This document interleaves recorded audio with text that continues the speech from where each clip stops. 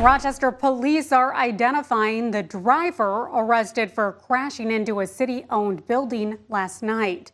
35-year-old Megan Swanstrom of Rochester is facing felony charges of first and second degree assault as well as DWI.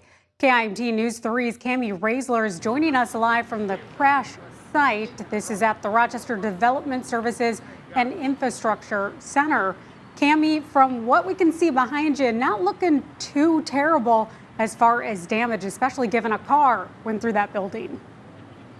Absolutely, Jess. A lot different here today in the daylight, and they've really done a good job of boarding up the front doors here at this city building. Obviously, some poor decisions were made last night, resulting in that pickup driving through the front door of this city building. Part of this building is the Rochester Police Department here in North Rochester, so a bit of irony there. I did reach out to the city and to RPD for comment here today, and they really are still going through some of the details, and I actually have a message from Megan Moeller right now. She said, due to the timing of events, we are still evaluating the impacts and aren't in a position to grant interviews at this time. So the city is still working at assessing this damage. But Jess, you mentioned it really doesn't look too bad. It's really interesting when you're out here because there's really no indication that a pickup drove through the front doors besides this big, the plywood that's on the doors. The windows aren't broken on the sides, and there's really no markings in the grass. And there's some flagpoles right over to my right. Those weren't hit at all. It's almost like the pickup drove right up the sidewalk and through the front door. So very interesting. It was quite the scene last night. A lot of commotion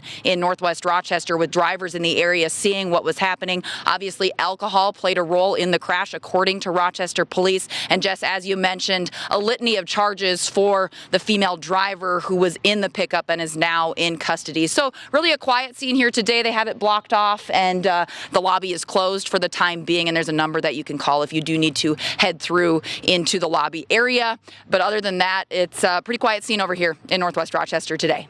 And Kamie, you had reached out, I know, to the Rochester Police Department as well as the city to get some sort of comment about the extent of the damage, repair costs. Have you heard anything back yet?